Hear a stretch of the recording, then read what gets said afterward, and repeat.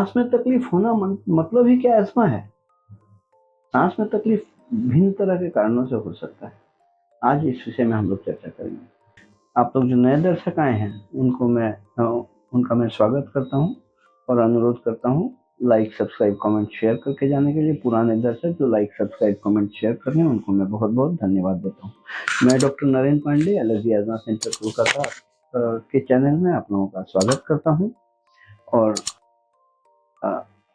हम लोग कोलकाता में सियालदह स्टेशन के पास पैदल चलने योग्य रास्ता 5 मिनट का मौलाली मस्जिद और इंटाली सिनेमा हॉल के बीच वाले मकान में अवस्थित हैं। हम लोग सोमवार से लेकर शनिवार तक 11 बजे से लेकर 8 बजे तक काम करते हैं। और हमारे यहाँ परिसेवा लेने के लिए अग्रिम 500 रुपये नॉन रिफंडेबल जमा करना पड़ता है, जो फीस में एडजस्ट हो जाता है। उसके लिए आप संपर्क कर सकते हैं नीचे दिए गए नंबर 7278034776 में। मूल विषय पर आते हैं। सांस में तकलीफ आना क्या अस्थमा है? नहीं, सांस में अगर तकलीफ है तो अस्थमा भी हो सकता है। इसका परीक्षण करके पता करने के लिए हम लोगों को स्पाइरोमेट्री या लंग फंक्शन टेस्ट या पल्मोनरी फंक्शन टेस्ट को करना जरूरी है, जिसमें हम लोग देखते हैं कि रिवर्सिबल डिसऑर्डर है या इरिवर्सिबल डिसऑर्डर।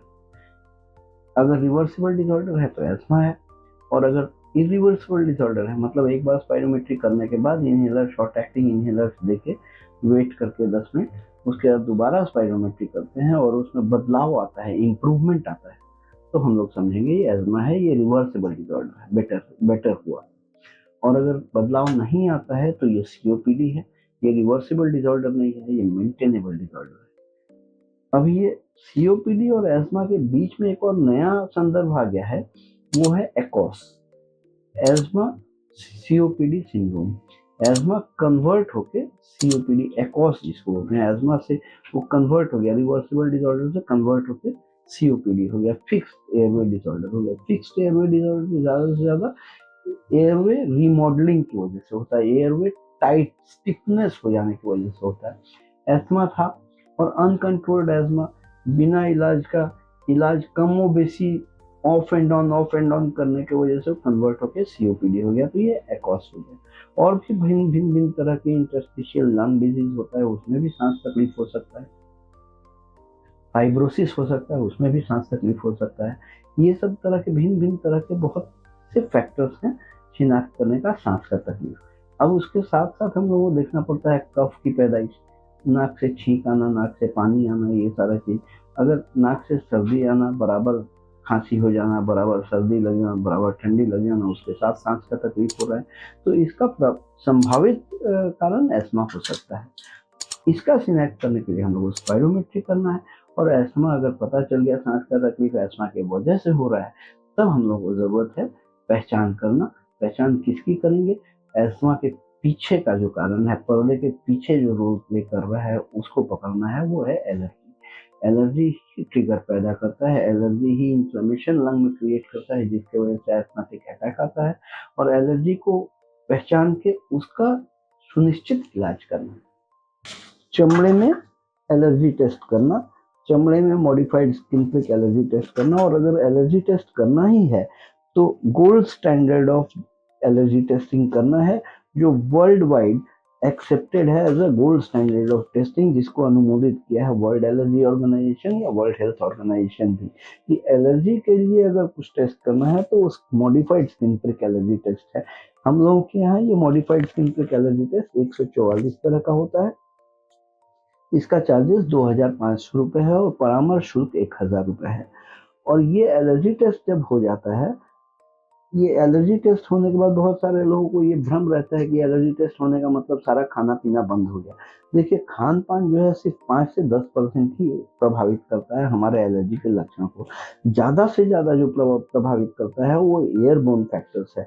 सांस से, आबोहवा से सांस से एलर्जी अंदर प्रवेश करता है और एलर्जेंस, और वो रिएक्टिविटी करके एलर्जी ट्रिगर पैदा करता है। तो एयरबोर्न फैक्टर्स को हम लोगों को जरूरत है उसका शिनाख्त करना, कौन कौन से एयरबोर्न फैक्टर से स्पेसिफिकली कैटेगरिकली और कितना परिमाण एलर्जी हो रहा है, ये जब हम पहचान कर पाएंगे, शिनाख्त कर पाएंगे, तो उसके बेसिस में हम लोग उसका परमानेंट सॉल्यूशन के लिए, ट्रीटमेंट के लिए हम लोग आगे बढ़ सकते हैं इम्यूनोथेरेपी वैक्सीन के लिए। इम्यूनोथेरेपी वैक्सीन हम लोग जो करते हैं वो सबलिंगुअल इम्यूनोथेरेपी करते हैं, या स्लिट वैक्सीन उसको बोलते हैं। जीभ के नीचे ड्रॉप्स खाने वाला वैक्सीन रहता है। ये वैक्सीन 1 साल का कोर्स रहता है, जिसका 8,000 रुपये कॉस्ट पड़ता है।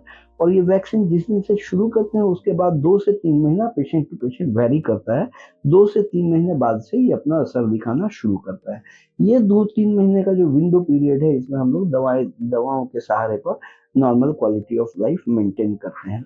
एक बार ये वैक्सीन कार्य करना शुरू कर दे, तब ग्रेजुअली हम लोग सारे ड्रग्स को विड्रॉ करना शुरू करते हैं, जैसे इनहेलर हुआ, नेजल स्प्रे हुआ, या ओरल्स हुआ, इन सबको विड्रॉ करना शुरू कर देते हैं। इस तरह की परिसेवा अगर आपको लेने की जरूरत पड़े तो नीचे दिए गए नंबर 7278034776 में संपर्क करके अग्रिम 500 रुपये नॉन रिफंडेबल जमा करके आप अपॉइंटमेंट लेके आके परिसेवा ले सकते हैं। हम लोग कोलकाता में सियालदा स्टेशन से 5 मिनट पैदल चलने योग्य रास्ता, मौला अली मज़ार से बाएं प्रवेश करके रास्ते में एक मकान छोड़ के दूसरे मकान में हम लोग अवस्थित हैं, एलर्जी अजमा सेंटर में। सोमवार से शनिवार तक 11 बजे से लेकर रात 8 बजे तक हम लोग काम करते हैं, और अग्रिम अपॉइंटमेंट लेना बहुत ज़रूरी है। आज के लिए इतना ही। आप लोग स्वस्थ रहें, खुशहाल रहें। मैं doctor Narendra Pandey, allergy asthma centre, Kolkata.